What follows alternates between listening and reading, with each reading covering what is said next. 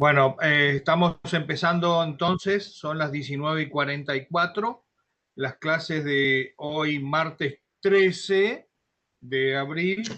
Vamos a desarrollar hasta su concurrencia la bolilla que tiene la numeración 5, en organización procesal y funcionarios, para cuyo evento les voy a compartir un poco algunas pantallas para que se haga un poquito más llevadero.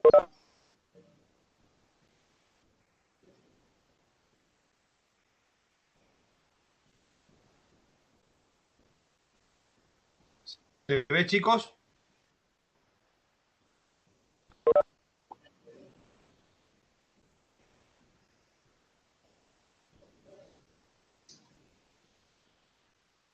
¿Se ve?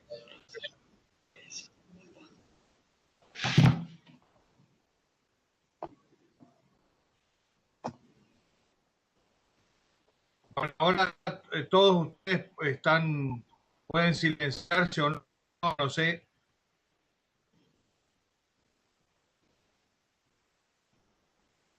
Tenemos bloqueado el audio. Caray. A ver.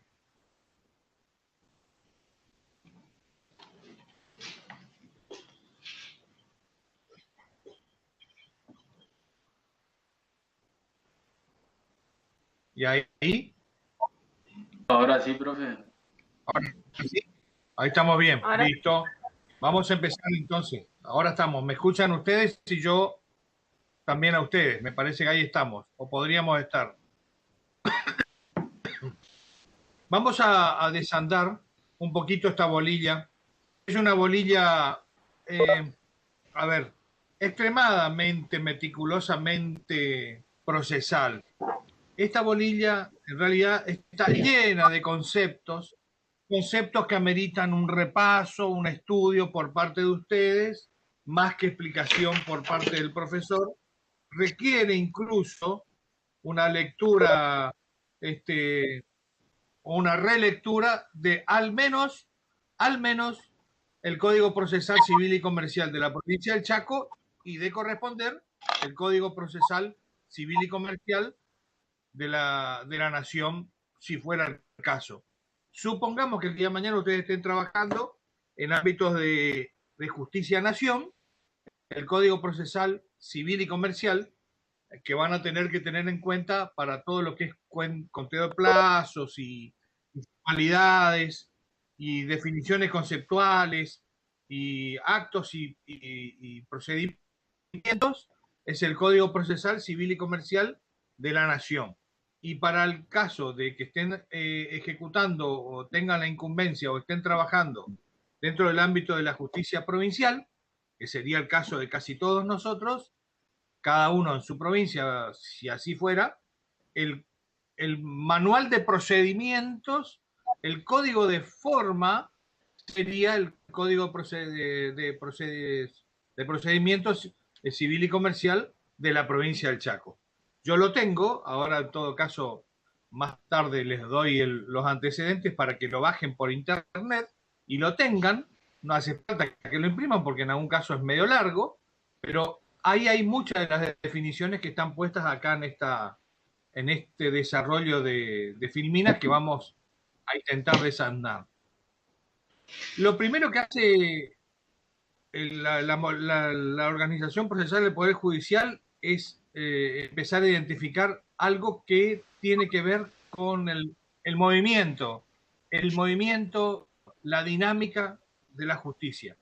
La justicia se maneja, obviamente, porque es una litis, con actos procesales. O sea, los abogados cuando trabajan, nosotros cuando trabajamos, estamos ejercitando determinados actos procesales. Esos actos procesales son generalmente impulso de parte, o sea, es un hecho voluntario que hacemos nosotros. Nosotros generamos con nuestras presentaciones y con nuestros escritos determinados hechos que tienen un efecto que puede ser rápido, inmediato, o puede ser algo que esté sujeto a resolución por parte de quien tenga la dirección del proceso, que generalmente en todos estos casos la dirección del proceso la tiene un magistrado, un juez, jueza, en realidad, señor juez, señora juez, para ser más exacto, que son los que en realidad permiten que los actos se desenvuelvan, se constituyan, o sea, se formalicen y eventualmente se extingan en términos de proceso.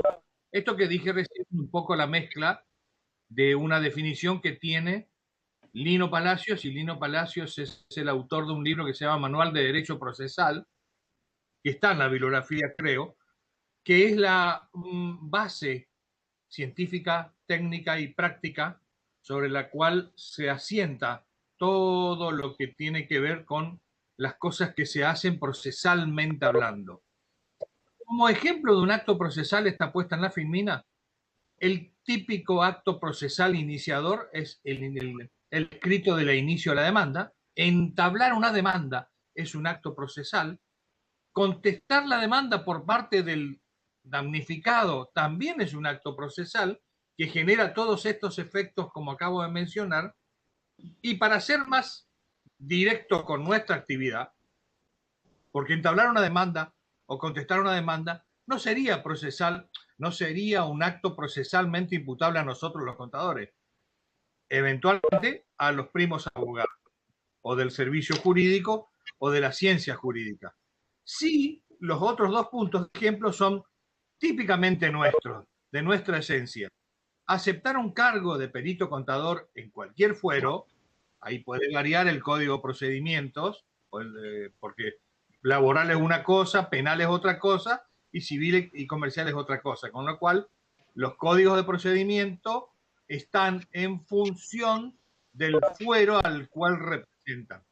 Pero la aceptación del cargo es también un hecho voluntario que tiene un efecto para nosotros los contadores en todo este devenir procesal en un expediente o en una litis planteada. A su vez, la aceptación, dije, como concentración del efecto del devengamiento de la carga pública y la presentación del informe pericial, porque el resto, fíjense que uno dice, yo acepto el cargo, voy haciendo mi pericia, me presento, ustedes lo van a ver en práctico, me presento a la empresa damnificada, pido los libros, hago mi planilla, me voy a mi estudio. Todo eso no tiene efecto inmediato en un acto procesal. La aceptación sí. Y después el siguiente paso procesalmente hablando o acto procesalmente hablando con efectos dentro de la liti es cuando nosotros exteriorizamos el trabajo en la presentación de lo que se dan a denominar, que es lo que van a hacer ustedes en clases prácticas, del informe pericial contable. Allí se vuelve a dar un ejemplo de lo que acabo de mencionar. No obstante lo cual, dentro de cada etapa del proceso, siempre hay etapas que son iniciales, algunas que tienen que ver con el nudo o el desenlace de todo el proceso litis, y algunos que tienen que ver como al final. En todas tienen o tenemos o podemos tener una situación distinta en términos de actos procesales. Como dije recién, un acto procesal de inicio, de comienzo, lo que lanza a rodar la litis sería la presentación de la demanda. Acuérdense, y lo van a escuchar 20 veces de mí y de todos los profesores, que para poder actuar en la justicia, la única forma de tener personería en la justicia es ser abogado. En todo caso, nosotros, vamos a ver excepciones, necesitamos tener la firma de un abogado para poder hacer cualquier tipo de presentación. Tenemos que tener el patrocinio legal, porque sin patrocinio legal, los escritos judiciales se los rechaza in limine e in tempore. Lo presento y automáticamente no me lo van a recibir porque le falta la firma del profesional del servicio jurídico o del profesional de la ciencia jurídica. No obliga ninguna firma nuestra en forma inaudita, sola, salvo honrosas excepciones donde nosotros los contadores tenemos legitimidad procesal vigente. Pero lo vamos a ver cuando llegue el momento. En principio, La idea que hay que tomarse es que cada vez que haya que operar o actuar en la justicia, hay que hacerlo a través de un abogado. Entonces, este ejemplo de un acto procesal en general, ya no vinculado directamente a nuestro ejercicio profesional, tiene que ver con la presentación o el inicio o entablar, como se suele utilizar como jerga, entablar una demanda. Entablar una demanda es un acto procesal típico de un abogado, no nuestro. Dentro del desarrollo, muchas veces los abogados, dentro del desenvolvimiento y los aportes, suelen establecer el ofrecimiento de pruebas o el aporte de pruebas. En ese caso, también es un acto procesal generalmente vinculado a el servicio jurídico, o sea, a los primos abogados. Y en la conclusión, también se da un acto procesal que generalmente es el final, donde se obtiene luego de entablar la... Fíjense que me fui de punta a punta, ¿no? Del inicio de la soga hasta el final de la soga. En el acto de conclusión lo que tenemos que ver o qué actos procesales son típicos de la conclusión de un proceso o litis, la sentencia, que bueno, la sentencia en el momento que se dicta nunca es definitiva. La sentencia se torna definitiva cuando se le da ese carácter, habiendo transcurrido cierto tiempo y no habiendo habiendo recurrido se tiene el carácter de definitivo. Pero para medirlo de punta a punta en términos de actos procesales en general, ya no tan vinculado con nuestra actividad, pero para dejarlo sentado y poder cumplir con los temas que tienen que ver con el desarrollo de clase, están los actos de inicio, los actos durante el desarrollo y la conclusión. ¿Quién me habla?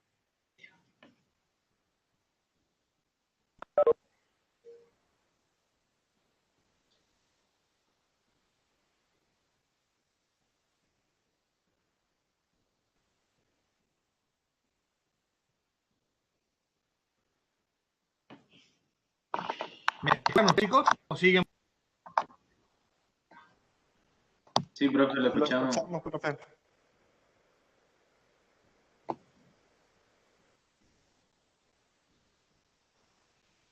Ah.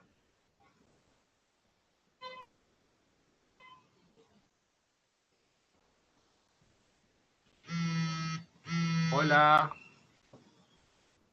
Ay, ay, ay.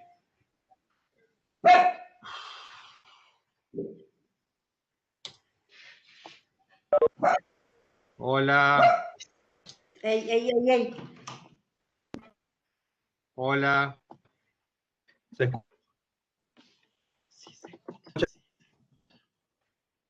Hola.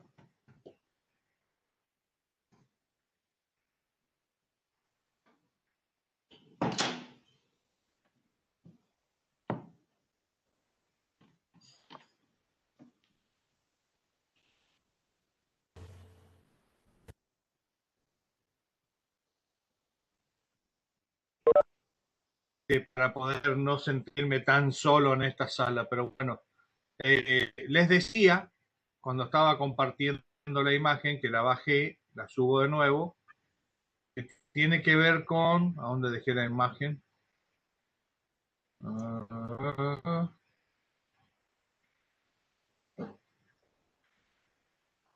¿Ustedes están viendo la imagen o no?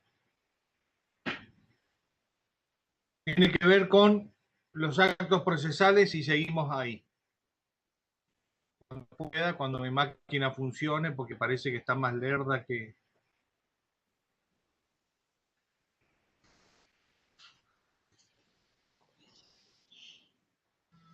A los actos procesales hay que sumarle ahora algo más que bien, como dije hoy, plazos procesales.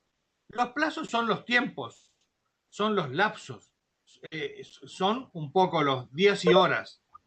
Los plazos procesales es el tiempo, que para redundancia se puede también en otro caso decir lapso, entre que la ley o el juez ordene se cumplan los actos procesales. Es el tiempo que media para poder llevar adelante un acto procesal. Por eso se dice que tenés 5 días para contestar, 15 días para contestar, o 3 días para aceptar el cargo, tantos días para hacer la pericia.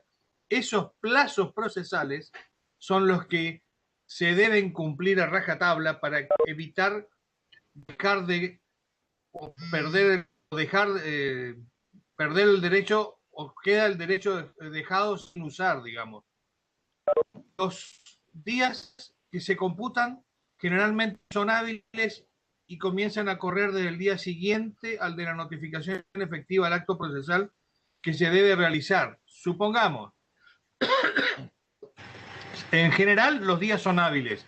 Si a mí me notifican un día por cédula, un día viernes 9, y yo sé que por el Código de Procedimiento Civil y Comercial tengo 5 días para contestar lo que me intiman o lo que me piden o el requerimiento que está establecido en esa cédula, comienza a correr a partir del día siguiente hábil al que me notificaron. Ese día de la notificación no se cuenta. Viernes 9 no se cuenta, sábado 10, domingo 11, desde ayer, lunes 12, 12, 13, 14, 15, 16. Hasta el viernes estamos con los plazos procesales todavía en término, porque son la cantidad de días que corresponda hábiles y a partir del día inmediato siguiente, hábil, si fuera viernes, de la notificación efectiva del acto procesal que se debe realizar. Hay un montón de otros comentarios que se pudieran hacer, pero los vamos a ir haciendo a medida que van saliendo. Así no nos perdemos. Son días hábiles los días laborables de lunes a viernes.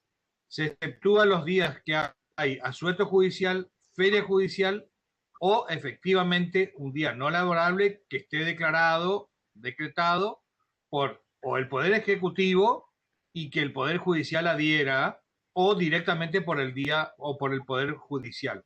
Esas abreviaturas significan eso. Los días hábiles se fijan en cada jurisdicción desde que se inicie la jornada hasta el cierre de la mesa de entradas. Los días hábiles de cada jurisdicción tienen que ver con la jurisdicción de los tribunales ordinarios a los cuales corresponde. Y generalmente se inicia a las 6:30 de la mañana cuando entran a trabajar y se clausura a las 12:15, 12:30 en algunos juzgados, y es la hora en que la mesa de entradas no recibe más escritos, en condiciones normales. ¿Por qué digo esto en condiciones normales? Porque gran parte de lo que estoy diciendo funcionó y funciona con un régimen, como hasta ahora, absolutamente presencial. Era ir y estar en los días y en las horas en que se correspondía.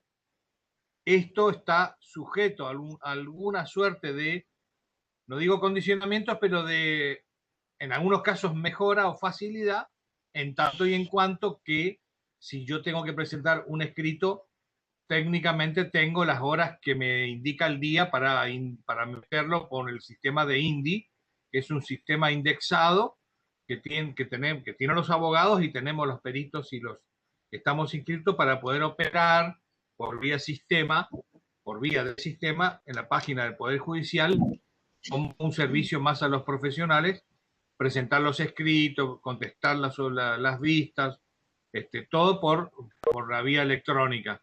Con lo cual, la concurrencia presencial o física a los tribunales dejó de ser tal desde el momento en que, pandemia de por medio, hubo que adecuar procedimientos, procesalmente hablando, para poder seguir trabajando con el servicio de justicia que sabía, seguramente es la opinión de los abogados y las asociaciones de profesionales, colegios y consejo de abogados, que se había resentido enormemente, ¿no? El servicio de justicia por no poder asistir razonablemente los días que se corresponden, y los plazos se fueron dilatando in eternum, in tempore, sin tiempo, en estos tiempos que pasaron de pandemia. Ahí la Firmina figura abajo porque todo esto son definiciones que en realidad lo estoy representando, pero están en estos códigos de procedimientos que le dije recién. Es el plazo de gracia. Supongamos, como en el mismo ejemplo que planteé recién, recibimos una cédula en el estudio o nos las notifican vía electrónica el día 9, y entonces el día 9 no se computa, que fue viernes, por ejemplo, un día hábil, obviamente. El sábado no se computa, el domingo no se computa, el lunes entra a correr el plazo hábil de los días laborables. Lunes, martes, miércoles, jueves, viernes. Supongamos que este proceso, esta causa tenga un plazo de 5 días para evacuar. El viernes está venciendo el plazo normal. Y el plazo de gracia son las 2 primeras horas hábiles del día inmediato siguiente en el despacho del tribunal o electrónicamente, pero en este caso puntual, en el ejemplo que estoy dando, para que se considere presentado en término con plazo de gracia o con periodo de gracia, en algunos casos se suele denominar igual. Estamos hablando de que el escrito tiene que estar presentado o efectivamente dispuesto dentro de las 2 primeras horas del día inmediato siguiente. En el ejemplo que estuve dando, si a nosotros se nos llegó el viernes y no lo pudimos presentar, sería muy atendible para evitar sanciones y que aparte el juzgado no entienda y así lo disponga que el escrito está presentado extemporáneamente y que por tanto puede estar sujeto a algún tipo de sanción, esté presentado dentro de las 2 primeras horas, con un comentario que debo hacer. Los escritos con cargo, que así es como se suele decir, con cargo fuera de hora o con periodo de gracia, sí o sí deben ser presentados dentro de las 2 primeras horas, pero hay que quedarse ahí porque la única persona que puede recibir los escritos es el secretario del juzgado, al cual estemos trabajando. Las presentaciones con cargo deben ser recepcionadas únicamente, el sello que realmente habilita es el del secretario de juzgado. ¿Qué quiero decir con esto? Que muchas veces uno va sobre la hora y en el apuro pasa el escrito y lo hace timbrar en el reloj del juzgado que corresponda sin tomar el recaudo que está yendo con cargo. Entonces, no es tomado como tal los cargos cuando no sean recibidos por el secretario, porque el secretario está facultado. Generalmente los juzgados en primera instancia tienen 2 secretarios, un secretario de trámite y un secretario relator, que asisten al magistrado o al juez. El secretario de trámite es el que se encarga todo el manejo del expediente, la foliatura, la apertura de un nuevo cuerpo cuando tiene muchas foliaturas, muchas hojas, el cuerpo es que está habilitado. Todo eso debe ser regenteado, controlado y es de responsabilidad del secretario de trámite. Con lo cual, también es importante que lo sepan que esta es la persona que tiene que recibirnos el concargo. El secretario relator, pero aparte, porque no tiene que ver con lo procesal, es aquel secretario, ambos abogados, por supuesto, que asiste al juez con el tema de la redacción de las sentencias y compañía. Vamos a seguir con el tema del expediente. Vamos de a poquito metiendo un poquito todo lo que está en el programa hasta donde podamos concurrir y yo les voy a dejar, por supuesto, el tema del código de procedimiento para que lo lean en la medida en que les pueda resultar útil y ventajoso.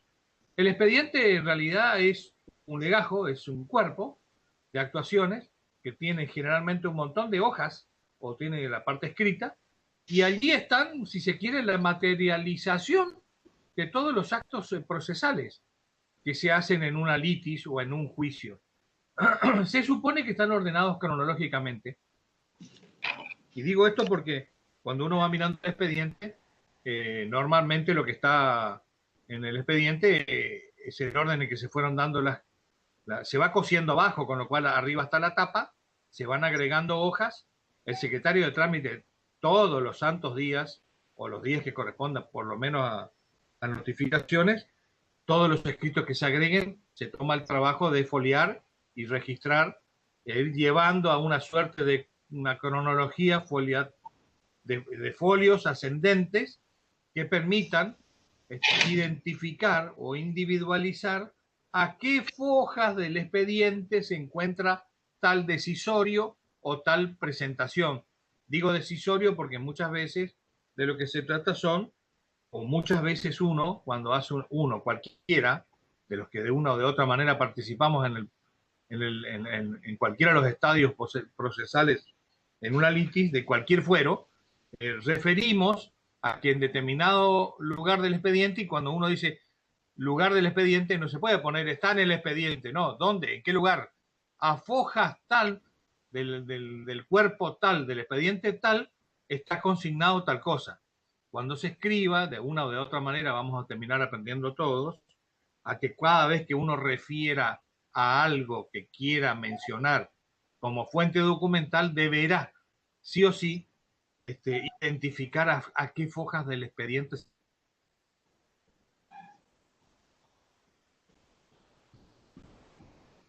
tiene la foliatura, insisto, ordenada ascendentemente y que respondería al orden cronológico del desarrollo de los acontecimientos. El expediente, una vez que está con los formatos, con la formalidad de la hoja por hoja, cada vez que le pone la foliatura, le pone el sello de él, con lo cual está intervenido, le da al legajo o al expediente esa condición de instrumento público, lo cual no es poca cosa.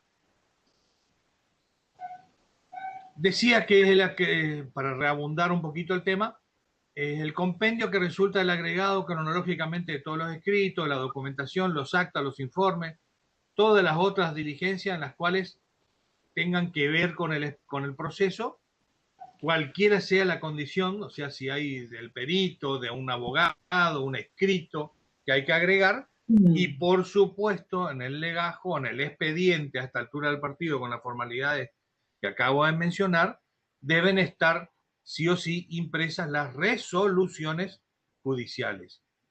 Esto se va manejando por cuerpo y para que sea algo que no sea muy inmanejable, cada cierta cantidad de hojas que puede variar de acuerdo a los fueros, pero en general es hasta 100, 150, 120 hojas, 150, quedan como piezas únicas en un cuerpo y cuando el orden, la condición indica que sea o que estemos dentro de los parámetros que estamos comentando, se hace un nuevo cuerpo, se deja constancia en el expediente que a partir del día de la fecha se hace la apertura del cuerpo número tal, a fojas tal, y es como si clausura con las fojas 152, 148, digo esto porque en realidad, si fuera el primer cuerpo, cuando estemos en el cuerpo 10 o 12 puede ser fojas 1855, se clausura el cuerpo 12 y se habilita el cuerpo 13, siempre van a ser las foliaturas, no es que empieza de nuevo, sigue con la numeración del folio siguiente al de la última hoja del cuerpo clausurado, digamos, como una cuestión procesal. Esto más que nada es un tema de que ustedes tienen que imaginarse de qué cosas en realidad son más para abogados que para nosotros, pero tendríamos que estar sabiendo para cuando uno actúa cómo mirar, qué entender, en qué cuerpo está, por qué hay cuerpos, qué sé yo. Es un poco tomar razón de la situación. Ese expediente judicial, ¿para quién es? ¿Para uso de quién es? En principio es el instrumento público del tribunal, del juzgado, del fuero que sea, y tiene el valor probatorio que corresponda a un instrumento público. Con lo cual está bajo custodia del juzgado. Por eso muchas veces cuando uno pide en préstamo no le autorizan a retirar los expedientes del juzgado. Es medio difícil. Antes alguna vez se previó, pero hubo muchos problemas porque se perdían o porque cuando se devolvían los expedientes había que controlarlo hoja por hoja, que no le falte alguna hoja, algún folio, alguna foja, cualquiera de esas representaciones, que pudieran servir o representar algún tema importante para quien la pidió o no siendo así, que pudiera correr con el riesgo contingente de que le falta una prueba que el día de mañana sea elemental para poder hacer una sentencia referenciada a la foja que no está. Dicho esto, con mucho recaudo, debo admitir que los juzgados son renuentes de facilitarnos el expediente, eventualmente autorizan a que se vaya hasta una fotocopiadora cerca con algún empleado del juzgado que lo acompañe al profesional, nosotros o los abogados, a sacar las copias que estemos necesitando. En algunos casos, que se ha habilitado el préstamo al expediente por ser muy voluminoso o porque la situación así lo justifica, se lo hizo bajo responsabilidad profesional de quien entiende es responsable de retirar y sacarlo de los ámbitos naturales al expediente, que el ámbito natural de los expedientes judiciales son los juzgados, no el escritorio del contador ni el escritorio del abogado. Dicho esto, debiéramos tener muy presente quiénes somos los que en realidad, quiénes son, no son, bueno, somos también, en cierta medida, los que necesitamos recurrir a la lectura o a la visión del expediente. Como los expedientes tienen carácter público, son públicos y están a la vista los días de martes y jueves, por ejemplo, para el caso de Chaco y Fuero, que son los días en que sale la lista, los expedientes están en el casillero, uno mira la lista y dice, quiero ver el expediente fulano contra sultano, o tal empresa contra sultano, o sultano contra tal empresa. Generalmente se los llama, se los denomina, se los ubica, se los identifica por carátula, porque a veces los números uno no se acuerda, pero sí las carátulas. Con lo cual, y tratando de ser un poco genérico con la explicación, porque esto puede llegar a variar un poquito, depende de qué fuero se trate, el principio general indicaría que como los expedientes judiciales son públicos, los días de notificaciones cualquier persona lo puede ver. Muchas veces la jefa de mesa de entrada o el jefe de mesa de entrada conoce a los profesionales que se arriman al mostrador y nada dicen al respecto, pero a veces por ahí sucede que una persona que se arrima al mostrador para pedir un expediente, porque los juzgados, bueno, salvo en época de pandemia, son de libre concurrencia, un tercero puede ir cualquiera y sin ser parte, pide el expediente y se da vuelta y sale corriendo, qué sé yo. Entonces, si no lo ubica, no lo conoce, puede suceder, ha sucedido con casi todos los que de una o de otra manera, por vez primera, fuimos a los tribunales, que nos dicen, ¿usted quién es? Fulano tal. ¿Y qué es con la causa? ¿Qué vinculación tiene? ¿Es perito? ¿Es síndico? Si es abogado, ¿es el abogado defensor? ¿O el abogado de la demandada, de la actora? Puede existir alguna suerte de pregunta por ahí. Después de mucho tiempo, los responsables, los que están en la mesa de entrada, en el mostrador de los tribunales, ya conocen a los abogados del foro local y a los contadores o síndicos o peritos que vienen trabajando hace mucho tiempo y no hace falta que le pida el carnet. Muchas veces nosotros en clase les decimos a los alumnos que las primeras veces uno tiene que ir con el carnet de contador, el registro del carnet del consejo, para decir yo soy fulano. No obstante, los días que no esté justificado, que no sean días de notificación, de notificación, dije bien, normalmente los expedientes no están en casillero y para poder verlos hay que hablar con el secretario a ver que autorice y tendría que ser una cuestión de emergencia porque en realidad los días de notificación son los días en que todos de una o de otra manera nos estamos notificando.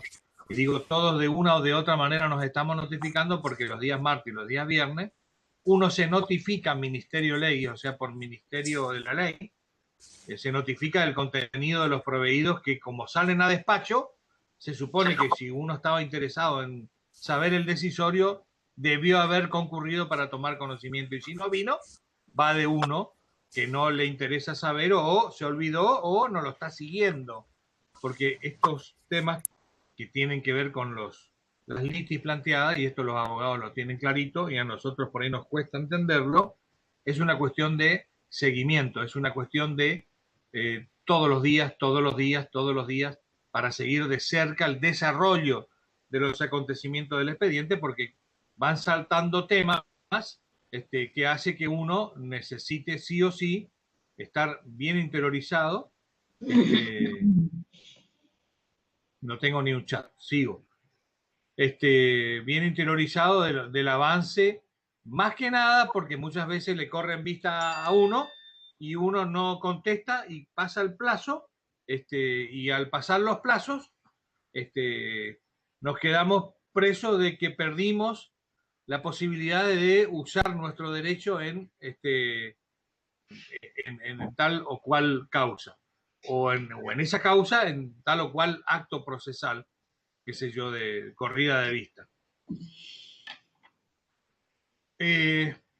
Como dije hoy, sin querer lo dije rápidamente, los expedientes tienen una carátula y tienen un número, y está vinculado con el juzgado en el cual están litigando. Normalmente uno de los números de expedientes no se acuerda, lo que debiera acordarse seguro es la carátula. La carátula tiene una función. La función que cumple es identificar de qué se trata. Si yo dijese Taca contra López sobre cobro de pesos, supongamos, es evidente que Taca es el actor contra López, López sería el demandado, y el S barra me indicaría qué tipo de litis, procesalmente hablando, estoy llevando adelante, que será un juicio común, un juicio ejecutivo o alguna otra vinculación. Supongamos en un concurso, Pirulo S.A. sobre concurso preventivo. Pirulo S.A. significa que la empresa que está en concurso preventivo, la persona ideal que está en concurso preventivo es Pirulo.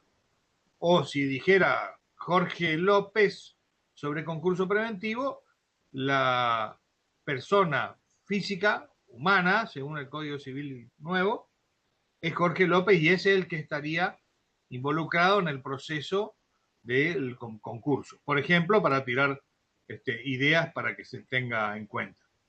Entonces, ahí puse claramente una palabra que no se pueden equivocar, es un poco la portada o la tapa, y en realidad ahí ustedes tienen, si quieren, una suerte de tapa escaneada de lo que es la carátula, un expediente, en este caso del juzgado de trabajo, donde fíjense, bueno, provincia de Chaco, Poder Judicial, de que estamos hablando, el fuero del juzgado, acá iría trabajo, en el caso de los juzgados de Las Torres, de la esquina de La Prida sería, La Prida y Avenida Sarmiento, en el caso de Resistencia, serían juzgados civiles y comerciales. Y en el caso puntual del quinto piso de la Torre B, de la Prida 33, serían juzgados de competencia universal. El juzgado civil y comercial de la 10ª nominación y el juzgado civil y comercial de la 23ª nominación son los juzgados que tienen competencia universal. Más adelante veremos en algún momento, iremos descifrando algunas de todas estas denominaciones que estoy manejando y que vamos a aprender a manejar. La circunscripción son la forma que está dividida las zonas judiciales. La circunscripción primera es Resistencia. La nominación es la nominación del juzgado, o sea, hay juzgado de la primera nominación, segunda nominación, tercera nominación, ahora hay cuarta nominación. Esta es la carátula arreglada, acomodada, adecuada académicamente, para que se pueda mostrar nada más. Fíjese que ahí diría la Secretaría, que generalmente la Secretaría es única, en el caso de nuestros juzgados civiles y comerciales, son Secretaría única. En realidad en Buenos Aires la justicia tiene varias secretarías con las cuales tiene que identificar de qué secretaría se trata. El expediente, número, folio, año, libro, la carátula que iría allí en esos 3 o 4 renglones, y abajo algunos datos referidos a la parte de los profesionales. Cuando digo de los profesionales, generalmente se pone abajo porque en la carátula ya sale qué partes actúan por la actora y qué parte actúa por la demandada. Quiere decir que ahí en ese cuadrante iría doctor fulano de tal o doctora fulana de tal, y lo mismo para abajo. En cada caso serían los patrocinantes o los apoderados, depende cómo esté actuando, de cada una de las partes. Cada vez que esto aparezca, y tenemos que empezar a entender esto, quiere decir que acá ya hay partes. Cuando hay un expediente judicial ya hay partes. Porque a veces no hay partes y hay procesos judiciales. Ya van a ver más adelante que hay procesos judiciales en marcha y sin embargo no hay partes. Pero lo vamos a ver más adelante. Sí.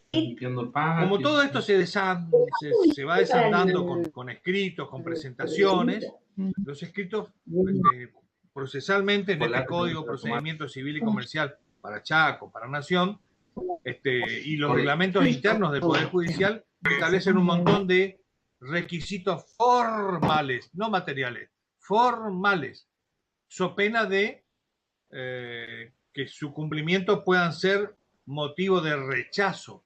O sea, por ejemplo, no se pueden presentar escritos que no están en el idioma nacional. No podría presentar a alguien un escrito totalmente en idioma extranjero, inglés, francés, alemán, porque se lo van a rechazar en el mismísimo mostrador porque se va a detectar que no está redactado en el idioma de nuestro país.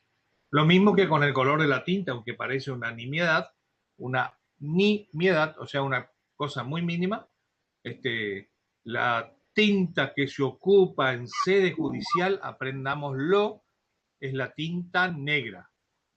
O eventualmente azul negra, nunca azul. Con lo cual, muchas veces cuando uno va a firmar, para aceptar un cargo, va a aceptar el cargo contadora o contadora de perito, ¿sí? Y saca uno su binomio, ¿es negra? Sí, bueno, entonces firme. Porque lo que no debiera hacerse es, uno no se da cuenta y lleva una virome azul o una lapicera azul, y eso arruinaría su ingreso al expediente en tanto y en cuanto debió saber que los colores de tinta que deben utilizarse para los escritos son de color negro. No. Y esto que estoy diciendo lo tienen muy clarito y fíjense cuán formal es que cuando uno va a una escribanía y tiene que firmar la hoja de certificación o firmar los escritos y después firmar la hoja de certificación, por ahí con los escritos de un contrato, de algo que no sea dentro de lo que el escribano deba mantener en su protocolo.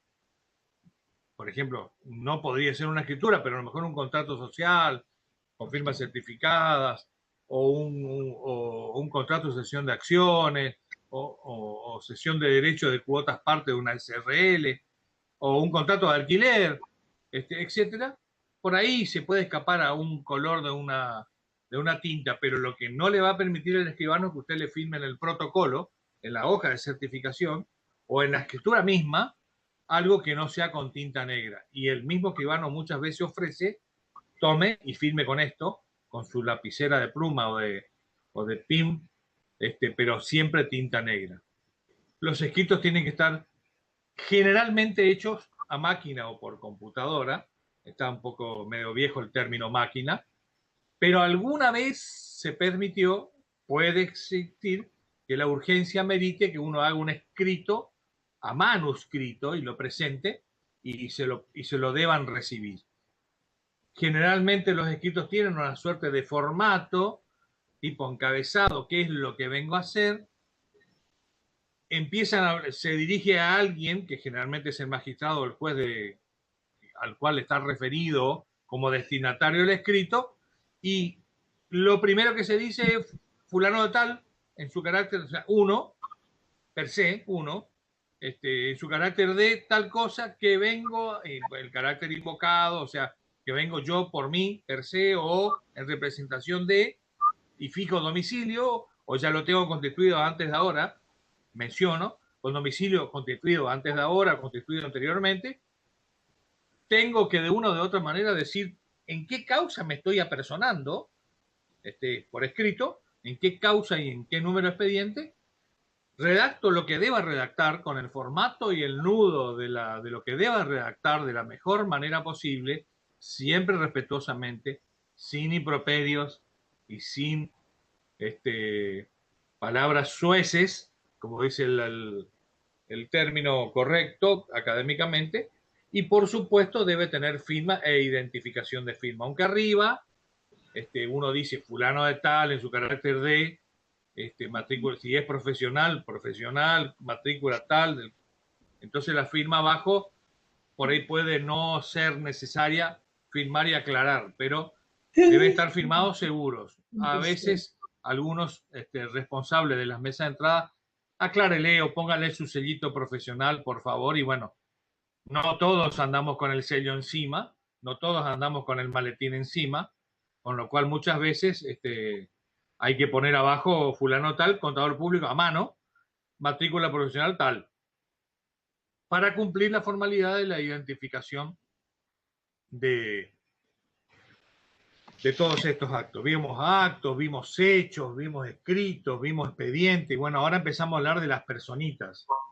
Las personas, los sujetos que intervienen en todos los procesos, el gran director técnico, el gran jefe es el juez, es el magistrado, es el responsable máximo, es la autoridad absoluta en el expediente que estemos hablando. Después están las partes, como dije hoy, guarda que cuando hay litis ya empiezan a haber partes. Y siempre hay una parte que inicia algo y después está la otra parte a la cual se la iniciaron. Entonces por ahí se suele denominar en general parte actora a la que inicia, la que entabla, la que le da el impulso procesal a la creación de todo esto que estamos hablando. Y la demandada, que es la que sobre la cual se entabla el ejercicio del poder del servicio de justicia, que se notifica de que le entablaron una demanda y tiene obviamente las facultades, esos son partes inescindibles del proceso judicial, de que tiene que contestar para no dejar, ¿cómo se dice? Salvada o contestar para no perfeccionar, por el silencio, perfeccionar alguna suerte o al callarse, consentir situaciones. Bueno, después están obviamente un montón de auxiliares. Entre los auxiliares estamos generalmente nosotros. Fíjense que los ejemplos que están en la filmina, nuestra condición de auxiliar como peritos, como síndicos, en algunos casos como evaluadores, como coadministradores, como interventores, como veedores, todas estas figuras que generalmente caen en nosotros y en otras incumbencias, porque peritos puede ser un perito documentólogo, un perito médico, un perito ingeniero, un perito arquitecto, un perito contador, con lo cual la figura del perito es medio que múltiple. Para sindicatura, los síndicos hasta ahora, y toquemos madera, seguimos siendo nosotros solamente los contadores, so pena de que hay varios proyectos dando vuelta donde se está intentando proponer o propiciar que la sindicatura concursal, estoy hablando, concursal, ámbito de la justicia, pueda ser conjunta entre abogados y contadores. Después, más adelante, cuando llegue el momento, en la bolilla que corresponda, vamos a hacer algunos comentarios de rigor un poco más actualizados respecto a cuál es el estado actual y o el avance que se está teniendo en otras matrículas por sobre la nuestra, que se supone vamos a ser contadores y vamos a dedicarnos a esto. La de evaluadores, coadministradores e interventores y veedores generalmente están, en la mayoría de los casos, vinculados a administradores o a las ciencias económicas por su incumbencia específica. Bueno, después están algunos otros representantes que pueden no ser las partes actoras o demandadas, que obviamente no son, y los terceros que de una o de otra manera se los cita a estar a derecho porque pueden llegar a tener alguna vinculación que es importante y las partes o la parte que crea que es conveniente lo cita a un tercero a que se presenten al expediente a hacer valer sus derechos. Por ejemplo, sería en un caso de un sucesorio donde no se sabe a ciencia cierta si todas las personas que están en la sucesión ab initio es sin testamento, el que se hace en los procesos concursales, son todos los herederos universales, o puede aparecer, por eso se publica dictos, y puede aparecer un tercero que haga valer sus derechos y no era parte denunciada en el proceso original de herederos universales, por lo menos en el primer momento. Bueno, obviamente que si se quiere, lo mencionamos, pero lo vuelvo a hablar, el que demanda o reclama en nombre propio es el actor actuando en la ley en contra de alguien al cual le reclama o lo demanda para que cumpla o haga, o sea, una obligación de dar o de hacer, o un resarcimiento económico, por alguna razón o motivo o circunstancia. Esta entonces, como es demandada, se llama demandado. Y el otro porque lo hace a nombre propio, a veces no, lo hace en representación de, generalmente el actor puede ser en algunos casos en representación de un hijo menor, pero en el ejercicio de la patria potestad también es el actor. Con lo cual, a veces no es totalmente así como estoy planteando. Pero para hacer una definición rápida de partes sería esa. Bueno, las partes y su condición para ser parte. Para ser parte, toda persona tiene que ser capaz para ser parte, o sea, de la capacidad de las personas. Esto lo vimos en otras materias, con lo cual volver a taladrar estos temas sería como algo que ya se supone lo vieron. Uno puede ser parte, puede ejercer derechos en tanto y en cuanto sea capaz de hacerlo. El código dice quiénes son o en qué consiste la capacidad de las personas. Y esa es la capacidad de hecho o de derecho. Pero después está la otra, que la capacidad, que a veces involucra esto, es la capacidad procesal. O sea, si yo tengo aptitud para poder ejercer los derechos o eventualmente cumplir las obligaciones que me puedan llegar a dar como cargas en un proceso. Por ejemplo, son incapaces procesalmente, las personas que no han nacido no pueden ejercer sus derechos, los menores, los dementes, los sordomudos, el fallido y el penado, el que haya recibido una condena penal. A estas personas procesalmente se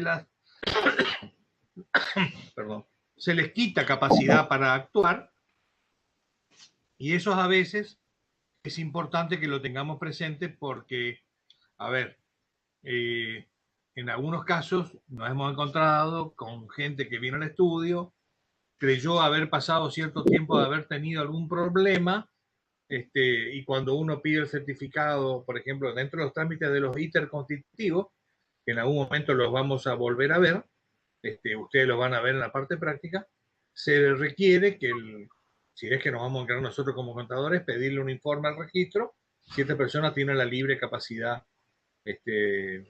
libre de disposición de sus bienes, y puede saltar un tema de que todavía está inscripto, nunca se lo bajó, de alguna inhibición que tenga por haber estado inmerso o incluido en algún momento en algún proceso de concursos o de quiebra. A eso se refiere con la palabra fallido, al fallido de un tema que lo vamos a ver más adelante, que son los temas vinculados con los de concursos y quiebras. También lo mencioné hoy que es de cumplimiento imposible abordar cualquier tipo de presentación formalmente en ningún expediente si no tenemos acompañadas el patrocinio letrado que está previsto. Ahí está el artículo. No importa si no se acuerdan, lo importante es que sepan que existe y es de cumplimiento obligatorio, que es el patrocinio letrado. Todo escrito como principio general puede estar inscrito, debe estar firmado por quien está intentando ejercer sus derechos, pero debe estar acompañado o debe estar acompañado, que en realidad lo que hace es contar con patrocinio letrado. Eso está previsto en el Código de Procedimiento Civil y Comercial. La necesidad de que tenga el acompañamiento de la firma de un profesional del derecho hace un poco a la, como dice ahí, a la técnica jurídica o a la capacidad profesional en la materia jurídica que tienen nuestros primos los abogados. A ver si no me pasé algo. Bueno, ¿quiénes son? Por ahí pueden tener alguna situación de vinculación. Yo creo que recién los dije, pero lo pasé muy rápido. En forma eventual. ¿Quiénes son terceros en forma eventual? Porque no son partes, no es ni actor ni demandada, pero pueden tener alguna suerte de vinculación con el expediente y hay que citarlos a comparecer, hay que notificarlos y hacerlos intervenir. Esa intervención puede ser voluntaria cuando alguien toma conocimiento y sabe que se está tramitando algo que puede ser de su interés y se presenta en forma voluntaria por su cuenta, siempre cumpliendo con los pasos procesales, el tiempo procesal y la formalidad procesal de que el escrito que presente tendrá que tener la firma de un abogado. Con lo cual, la decisión de cualquier humano, cualquier persona, incluidos nosotros en determinadas situaciones comunes y no vinculadas a lo mejor tan al ejercicio de la profesión, la presentación de un escrito ante el tribunal implica contratar a un servicio jurídico, a un abogado, para que nos acompañe con su firma. Con lo cual, toda vez que él acompañó con su firma, ya tiene intervención y el primer proveído que figura es dese la intervención al doctor fulano tal, al abogado fulano tal. Con lo cual, desde el momento mismo que toma intervención, devenga honorarios. Eso es importante que lo sepamos. Eso es cuando uno voluntariamente lo dice. A veces a uno lo convocan, lo citan a estar a derecho y esa intervención pasa a ser obligatoria. Si no te presentás, estás de una o de otra manera no ejerciendo el derecho que te pueda llegar a corresponder, en tanto y en cuanto puede resultar ser que la causa a la cual estemos hablando tenga vinculaciones que te puedan o que deban ser de tu conocimiento. Con lo cual, lo mismo que para la intervención voluntaria, la intervención obligatoria requiere la presentación de sendos escritos firmado por quien hace la intervención, quien hace la presentación, acompañando la firma con un profesional o un abogado del foro local que desde el momento mismo que toma intervención y se le da parte en el expediente, para cualquiera de las situaciones que esté mencionando, como apoderado o como patrocinante, genera o devenga honorarios a pagar a futuro. El día de mañana, por cualquier motivo, razón o circunstancia que deja de actuar, puede pedirle al señor juez o a la señora juez o al magistrado que se le regulen sus honorarios en la etapa de la intervención por el tiempo que actuó. En todo caso será una proporción de, pero está previsto en la ley arancelaria de los abogados que la intervención misma devenga honorarios a pagar. ¿Cuándo cesa la representación? O sea, ¿cuándo alguien deja de tener o puede dejar de tener la representación de otra persona? Porque me lo han revocado expresamente, porque yo renuncio solito, porque la personería por la cual otorgué a alguien cesó, porque terminó la causa, porque murió o se tornó incapaz el que me dio, o se murió o resultó inhábil el apoderado, el que recibió. Porque el poder dante es el que otorga el poder y el apoderado es el que recibe el poder, el que actúa en nombre y en representación de un tercero. Yo le puedo dar poder a alguien y yo soy poder dante. Si me muero o me torno incapaz, no le puedo dar facultades que no tengo a nadie. Y mi muerte o inhabilidad como apoderado, para cuando alguien me lo dio, también hace cesar la representación. En todos estos casos, no tienen nada que ver, como dije hoy, la regulación de los honorarios. Cada vez que estas situaciones hagan cesar la representación, habilita a la presentación de quien se sienta damnificado en términos de regulación honorario y le pida a su señoría que le regule honorarios por las intervenciones o representaciones en las cuales, aunque fuera en parte, haya actuado, y el juzgado está en obligación y representación de regularle honorarios. 2 minutos más para no volverlos locos. A ver. Bueno, tiene que ver con esto ya lo dije, esto ya lo dije. El domicilio, vamos a hablar del domicilio cortito, creo que son 2 filminas o 3.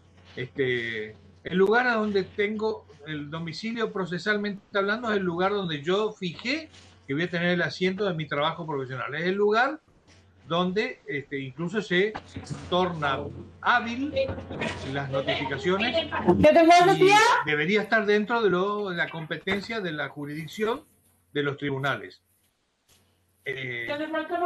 Si no lo tengo, puede complicarme. Que se quiso poner eso, que incide en el ejercicio de ciertos derechos, porque si no lo tengo, no tengo dónde notificarme, me pueden notificar en el estrado del juzgado. Y entonces yo me veo obligado a tener que ir a mirar el tribunal, el mostrador del tribunal cada vez que sea así, porque no tengo un lugar donde me pueden notificar hábil y tempestivamente, o sea, en tiempo. La ley puede identificar los casos, puede dirimir los casos en que se puedan suscitar algún tipo de complicación o de conflicto respecto a la constitución del domicilio, pero está previsto, y con esto termino, prometí, que eso es el domicilio legal y que es el domicilio real. El domicilio real es el que uno tiene donde uno vive o donde uno trabaja, ese es el domicilio real, donde realmente está el asiento principal de la casa o del estudio o del comercio.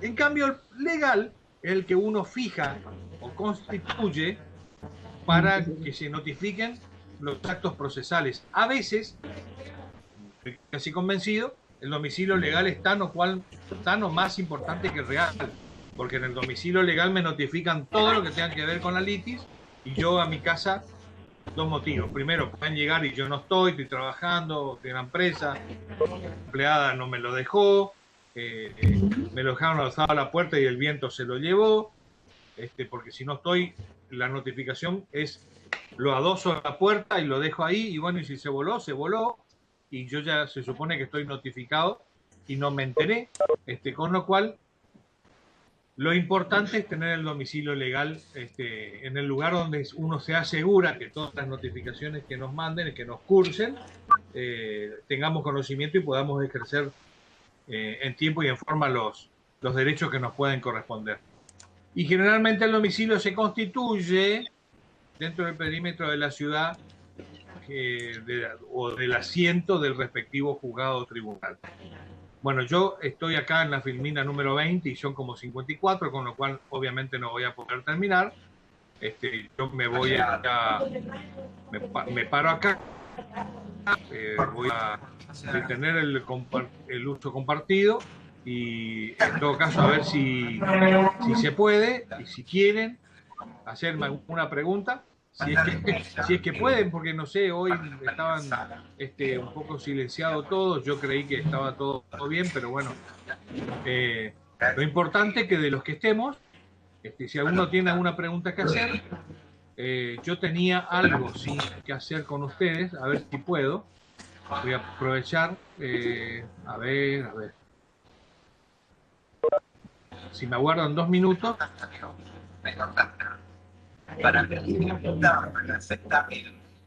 ¿Están ahí, no es cierto? Su historia está rodeada de cosas imposibles que se van haciendo posibles.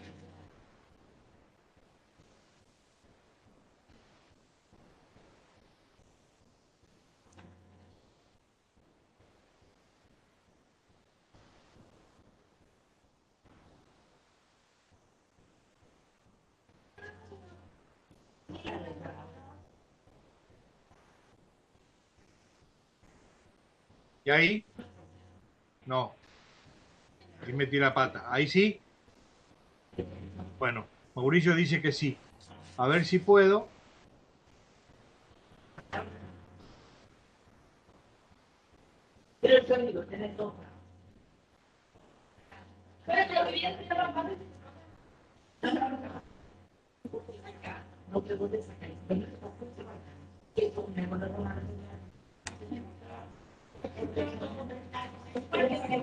Estoy queriendo abrir mi WhatsApp para compartirles. Si me dan un minutito.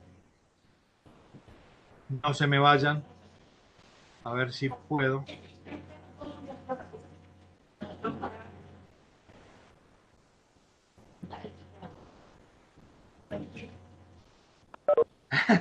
Sí, Santiago. Podemos hacer por mí. Yo voy a hablar con la profesora titular y capaz que hagamos por mí las próximas clases. En ese caso, a lo mejor no sea este jueves para no complejizar, pero a partir de la semana que viene, y dado que ya no somos tanto como las primeras clases, hay un desgranamiento natural vinculado a la falta de interés de ustedes o a lo malo que estoy dando clase, pero lo importante es que podríamos dar por un MIT normal que, como bien dice Santiago, es más amigable. A ver si tengo algo que quiero mostrarle que no estoy pudiendo abrir por cuestiones de... A ver, ahí sí. A ver.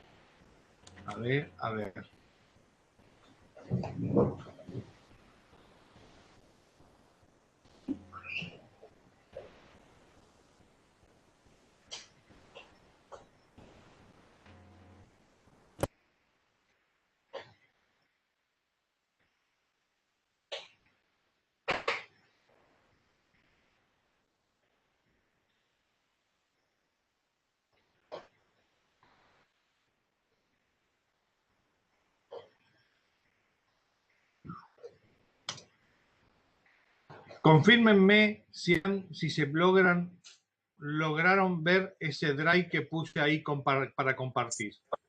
Sí, profesor.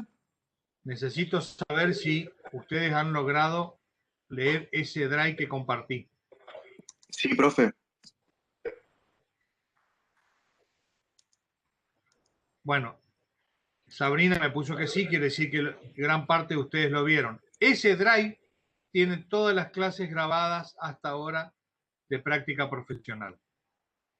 Sin la de hoy, por supuesto. Lo voy a subir para el jueves, lo termino de procesar y lo subo el jueves, y cada vez que le diga compartan el drive, va a aparecer el folder de cada una de las clases. Con esto yo cumplí con lo que les prometí, de que le iba a grabar las clases, y ustedes pueden repasar ahí lo que hablamos en clase. Así que lo que sí les pido, por favor, acompáñenme, síganme, diría Carlos Saúl. Vamos a seguir desandando el desarrollo de la materia que no es fácil, pero bueno, es importante. Yo sé que uno está cansado y compañía, pero es importante. Nos vamos a ver el jueves a las 7:30, Dios mediante. ¿Puede ser? Muchas gracias a ustedes. Que tengan buenas tardes. Muchas gracias, profe.